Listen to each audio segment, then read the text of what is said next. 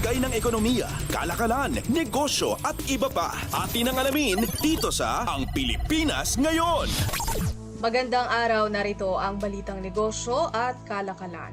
Mananatili ang Gross Domestic Product o GDP target ng pamahalaan sa 6.5% hanggang 7.5% para sa taong 2024 sa kabila ng ilang organisasyong nagsasabing hindi makakamit ng economic expansion ngayong taon ang target ng administrasyon. Ayon kay National Economic and Development Authority o NEDA Undersecretary Rosemary De Leon, nananatiling positibo ang gobyerno sa pagkamit ng target GDP growth para sa 2024. Ilan sa mga sektor na susuporta sa economic expansion ng bansa ang international tourism, Build Better More program ng administrasyon at mass housing projects sa ilalim ng Pambansang Pabahay para sa Pilipino o 4PH program. Karamihan sa pagtataya ng mga multilateral organization at mga bangko sa GDP ng Pilipinas ngayong taon ay mas mababa sa target ng pamahalaan. Bagamat parehas ang mga lider ng upper at lower house of Congress na itinutulak ang pag-amyenda ng economic provisions ng konstitusyon, ani De Leon, pag-aaralan pa rin ng NEDA ang benepisyo ng panukala.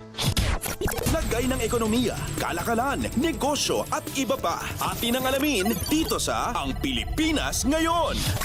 Unti-unting ibababa ng Department of Trade and Industry o DTI ang suggested retail prices o SRPs ng piling mga item upang tulungan ang mga consumer na maibsan ang kanilang pasanin kaugnay ng epekto ng tumataas sa presyo ng mga bilihin.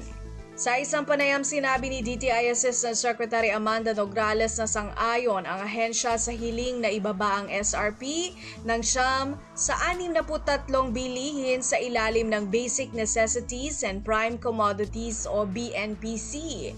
Pending naman ang estado ng hiling ng ibang mga manufacturer na itaas ang SRPs ng 54 na mga items sa BNPC. Kabilang ang mga delata, processed na gatas, tinapay, instant noodles at bottled water sa food items. Gayon din ang toilet soap, kandila at baterya sa non-food items. Ayon kay DTI Secretary Alfredo Pascual, aktibo silang nakikipag-usap sa mga manufacturer hinggil sa pending price adjustment notifications. Sa SRP Bulletin, siyam na shelf-keeping units o SKUs ang nagtaas ng SRPs kasama ang kape at asin. Sa kape, ilang items ang nagtaas presyo habang nananatili ang sukat o timbang ng produkto.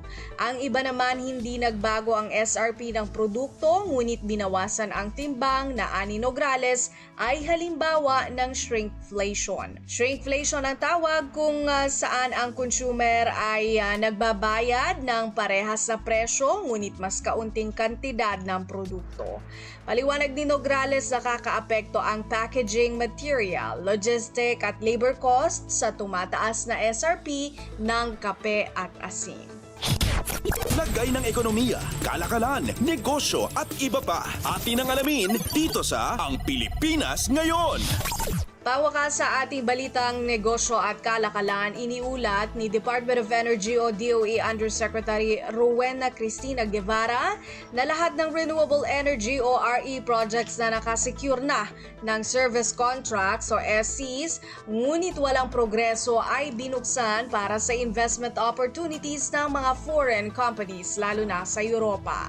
Hinimok ni Guevara ang foreign companies na tingnan ang mga oportunidad na ipinipresenta ng mga ito. Maaari anyang ihinto ng DOE ang SCs ng mga proyektong hindi tumatalima sa kanilang work plan. Sa datos, noong November 2023, mahigit 1,000 RE service contracts ang iginawad ng DOE. Sa kaparehong taon, mula sa kabuuang equivalent potential capacity na 132.9 gigawatts, 5.7 gigawatts lamang ang nagtapos sa instalasyon. Lagay ng ekonomiya, kalakalan, negosyo at iba pa. Atin ang alamin dito sa Ang Pilipinas Ngayon. At yan ang ating balitang negosyo at kalakalan. Ito si Bea Gaza para sa Radyo Pilipinas World Service. Lagay ng ekonomiya, kalakalan, negosyo at iba pa. Atin ang alamin dito sa Ang Pilipinas Ngayon.